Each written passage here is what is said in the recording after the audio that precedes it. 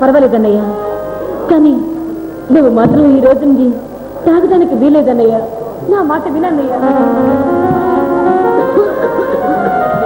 వాడికి అసలు శివునెత్తులు ఉంటే కదంటమ్మా చెప్పిన మాటలు వినేదానికి. ఇలాంటి విషయాలు ఒక మూలను పడుండక వచ్చిన ముద్దుల చెల్లెల దొంగోడు దొంగతనం మానేశాడు అని నమ్మి తాళాలు ఇచ్చే ఎవరైనా ఉన్నాడా? ఇది అంతే అన్నయ్య. నేను ఎవరు నమ్మినా నమ్మకపోయినా నేను నమ్ముతానన్నయ్య. అమ్మ మీద ప్రమాణం చేసి ఇంకెప్పుడు త్రాగనని చెప్పన్నయ్యా. చూడు చెల్లెమ్మ, నీకు పచ్చి నిజం చెప్పనా?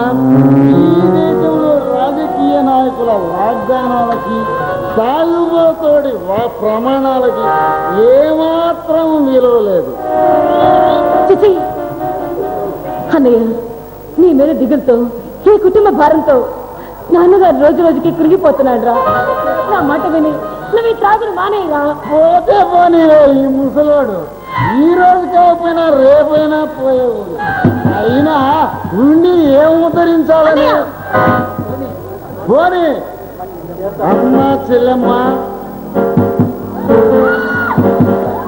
ఇంకా ఖాళీ అయిపోయింది, నా జోబీ ఖాళీ అయిపోయింది.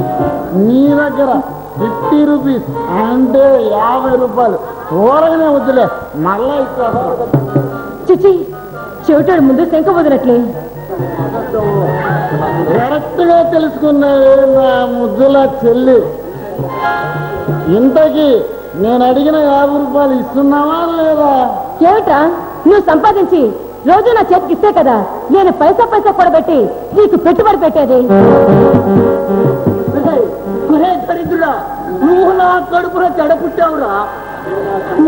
నువ్వు నా కన్న కొడుకు అని చెప్పుకునేందుకు నాకు సిగ్గుగా ఉందిరా. నాకు